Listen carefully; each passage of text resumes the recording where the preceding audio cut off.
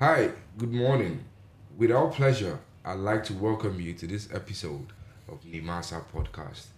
It's always a pleasure discussing, dissecting, analyzing topics relating to the NIMASA, the Nigerian Maritime Administration and Safety Agency, and of course, bringing to bear various aspects and conversations within the maritime industry.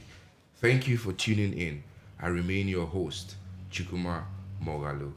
Today, Thursday, the 9th day of October 2023, we will be discussing an all inclusive, important, and interesting discourse always bordering on NIMASA. Have this in mind. In life, one never stops learning. In every career path, learning is essential. And the beautiful thing about learning is that nobody can take away the knowledge gained away from you. The great art of learning is understand just to be a little at every given time. So when you learn a little bit at every point in time. And joining us live right now in the Nimasa podcast studio is a representative of the Kofi and Annan International Peacekeeping Training Center all the way from Ghana, who this morning will enlighten us about their visit and help us understand but a little at this time. Please join me to welcome a friend of ours, a friend of the agency, a friend of the country, Nigeria. Welcome, Ma. It's good to have you here. Thank you so much. Thank you. They're actually here on the invitation of the Nigerian Maritime Administration and Safety Agency to facilitate a 5-day training program for media practitioners in the field of maritime security reportage. Please, sir, or please, ma'am, rather, would you like to introduce yourself to us? Tell us your name, tell us the organization you represent, and what has brought you to Nigeria at this point in time. Okay, thank you so much. So my name is Efwa Ijewa Lamte, and I work with the Kofi Annan International Peacekeeping Training Center. I'm the Deputy Program Head for the Conflict Management Program, and we are here, as you rightly said, to run a 5-day capacity building program for media in maritime security reporting. That's a pleasure. Good to have you here, ma'am. What is the area of concentration? Because we're about to keep the ball rolling and Yes. get into the few questions we have and probably answer the mind of our viewers and our listeners. What is the area of concentration with regards to this training you are conducting? All right, so the area of concentration is for the journalists, the media practitioners, and also the communication or public relation officers who are in the maritime agencies. So, for instance, in addition to the mainstream media, we have reps from NIMASA, from the National Ports Authority, etc., who are there in a collaborative form to have the training and to also share ideas and experiences when it comes to maritime security reporting. Oh, very good. So it's more like a collaborative Exactly, a collaborative. training within sister Exactly. agencies. Exactly. All right. Ghana is a sister nation to Nigeria. Our ties and relationship go long, long before now. Our forefathers started it, and generations have sustained it. Every relationship has something beneficial to all parties involved, that which we know. What would you highlight as the reason and the benefit for this particular collaboration? So this collaboration is beneficial not only for the actors that are in Ghana and Nigeria, but also for all the actors that are in the Gulf of Guinea maritime domain. So, for instance, in 2020, during the very first pilot course on establishing a maritime security culture in the Gulf of Guinea, during one of the press briefings, a journalist got up and asked the question, what about the role of us journalists when it comes to maritime security reportage? And so from then, we realized that the media are indeed a critical stakeholder when it comes to maritime security, but they have often been left out and just come in to cover events. And so from there, we managed to put together something to help the media and also the communication officers that are in the maritime agency to come together to be able to learn the intricacies, to get the knowledge and the skills so that when they are reporting, they will do a very good job and have a fair and accurate reportage of maritime security issues in the Gulf of Guinea. Okay, so is this particular training, is it peculiar to just Nigeria and Ghana, or it speaks to Africa at large? No, this training is one of the outputs under a 5-year projects that we are running at the Kofi Annan International Peacekeeping Training Center from 2022 to 2026, and it is sponsored by the Danish Ministry of Foreign Affairs, and it is titled Integrated Responses to Threats to Maritime Security and Safety in West and Central Africa. And so we seek to improve the capacity of journalists. We seek to also strengthen the role of women in maritime security.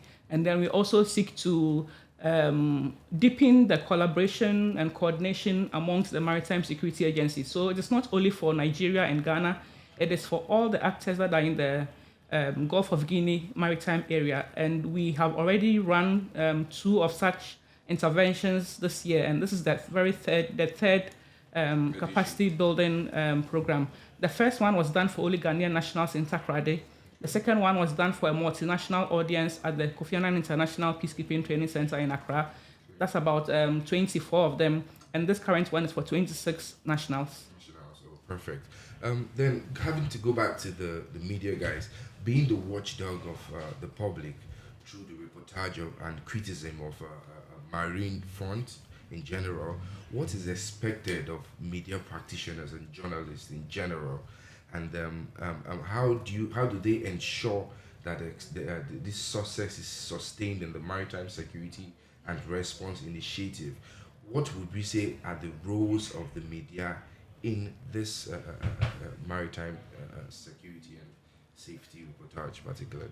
Okay, so a well-informed media is a media that understands and knows the subjects that they are reporting on. It's not only enough to come and cover events, but you must know the knowledge and have the knowledge and the capacity to actually do a fair and accurate reportage. So we do not want the situation where the media will come and report on issues and then they will take across a very poor or bad picture of the issue. So for instance, when it comes to reporting on piracy and armed robbery, there's a distinction between that. And if the media person is not able to understand and appreciate that piracy begins on the high seas and armed robbery at sea is just at the anchorage in the territorial waters, then any act of armed robbery can then be reported as a piracy. So once the media are well informed and they understand the technical issues of maritime security, then together they can support the maritime agencies and also the public to be able to have a fair and accurate reporting of maritime security issues in the Gulf of Guinea. So it more or less is like gaining basic knowledge. Exactly. Basic knowledge. Maritime domain awareness, exactly. And to know the issues and to be able to do a critical analysis of what is happening so that they don't just report verbatim, but they also analyze and put their own view and then the actual facts of what is happening. Yes. All right. So as interested parties in the success of our maritime industry, particularly the Gulf of Guinea, how would you encourage and increase journalist participation and inclusion? I think for us, this is just the beginning. We encourage them to form networks and to continue the connections even after the program is done. And we hope that with time, there will be a critical mass of people or journalists that are trained and that will continue to propagate the message. And so, for instance, we encourage them to set up maritime reporting desks in their area of expertise and in their various studios or agencies so that they can be able to have dedicated reporting on maritime security, because you realize that it is not there at all. Most of them don't have it, and they are more political reporters and they cover those kind of events. So going forward, we hope that they are able to create this maritime security desk and to get the necessary funding or money to be able to sustain that so that we can get the reporting done on a sustainable basis. Okay, I think my second question actually transcended into what my fifth question is right now, but I would still ask anyways. It says, there is a 5-year project on the integrated response to threats to maritime safety and security in the Gulf of Guinea in collaboration with the Danish government, like you said. The question is emphasizing on what does this initiative seek to achieve? What does this project, at the long run, what do we seek to achieve? So in the long run, we hope to be able to bring together the maritime security actors in the Gulf of Guinea for them to discuss the areas of mutual concern, for them to build partnerships, for them to collaborate, for them to pull together their efforts. You all know that within the Yaoundé framework or process, these actors are supposed to collaborate to identify common problems and to pool their resources together to solve them. And so I think from 2019, when we began this Danish maritime project, we already are seeing some success stories in that vein. And we hope also to be able to deepen the role of women. If you recall, the women in the maritime domain are not too many, particularly when it comes to the seafarers, they are not too many. So we hope to deepen and increase the roles of women in maritime security. And then the third one is also to bring on board the media, so that they can also be critical stakeholders who will be the mind and eyes of the maritime agencies in the way they report on maritime security issues. Okay, is there like any gauge? Is there any way they do a balance and check to see what progress is like? Particularly after a training of such, how do you follow up to know what the progress report is? And if these media practitioners rather are doing better, if they are improving in their skills, and if they are understanding what has been taught and what is expected of them in their reportage. All right, so at the Kofi Annan International Peacekeeping Training Center, we have what we call the Training and Evaluation Department that takes out the training and evaluation. And so a year after they come for the course, they are written to, their supervisors are also written to ask what kind of effect the person is having post the training course. And then also we do what we call the impact assessment. So we come physically to Nigeria, we visit the person, we try to find out to what extent the course or the training has improved their work outputs. And then within the Danish Maritime Security Program, we also have an evaluation that is inbuilt. So for instance, next year in 2024, we'll be going around again to look at the alumni that we have accrued from 2022 to 2024 and to ask them to what benefits the training has been to them, what were the strengths, what were the weaknesses, how can we improve it, and then to also listen to them of their needs and to document their success stories so that we can improve the way we do our training at the center. Okay, so having talked about women previously, there's this very important question, and it goes, what is the maritime code for women? Okay, so as part of this particular phase of the project, we have developed what we call a maritime code of practice for women in maritime security. As I intimated earlier, the representation of women in the maritime sector remains woefully inadequate. It's only in the fisheries section that you find a lot of women there. And so the Maritime Code of Practice is an effort to be able to codify ethical standards and principles that will help women to be able to guide what they do in maritime security. So for instance, the document has been done. We have a draft document already, and it has 13 guidelines that seeks to guide women in maritime security. So some of them revolve around gender equality, human rights, conflict sensitivity, capacity building and empowerment, etc. And the idea is that once the document is complete, we will go to all the stakeholders and then we'll try and do a validation and a sensitization for them to adopt the code of practice, particularly in the work they do.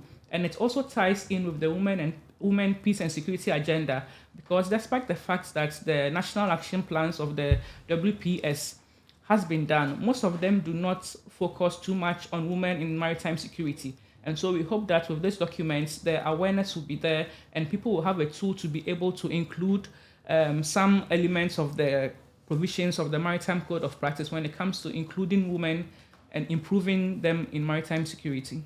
Oh, perfect. They say women are always the life of, should I say, the engine room of the car. So it's very important and it's very key to always see when women are always encouraged to participate in the maritime space and to give their own quota to what's the development process in the maritime industry. Exactly. Lastly, what is the expected outcome of this training? What do you want to go home with? What do you want your trainees to go home with? Okay, thank you. So we want them to go home knowing that the story that they write is enduring and that it is critical that they get all their facts right. and for them to also be masters in any area that they want to report on. It's not enough for them to do scattered reporting, but if you want to do a story, research it thoroughly, get all the facts, and do not put your own opinions on it. Because once you put a story out there, you don't have a second chance to go and take it out and exactly catch up again. So it's important that they do that. And for them to know that maritime security affects every single one of us and that we all have a role to play. And if we do not play our role well and educate the public on the dangers of some of the activities that they do, for instance, the plastic waste that is creeping up on us, the illegal fishing, etc. If they are not aware of it, then collectively we are not doing our role and we are all at risk of some kind of insecurity or the other. So they have a very key role to play in that sense. Okay, thank you very much. So for media practitioners, you have a key role to play. You must be very careful with your reportage. Research is key, information is key, and you must push out what is accurate with a good and probably the perfect narrative to that scenario. Thank you very much, Ma, for making our time to visit the NIMASA podcast studio and for gracing us on this episode. We wish you journey mercies as you travel back. We appreciate you. We appreciate your team. Thank you. To my beloved viewers, that will be all for today. You can watch this program again on our YouTube channel at NIMASA Official. And please don't forget to subscribe to all our social media handles at NIMASA Official. See you next time right here on NIMASA Podcast. Bye for now.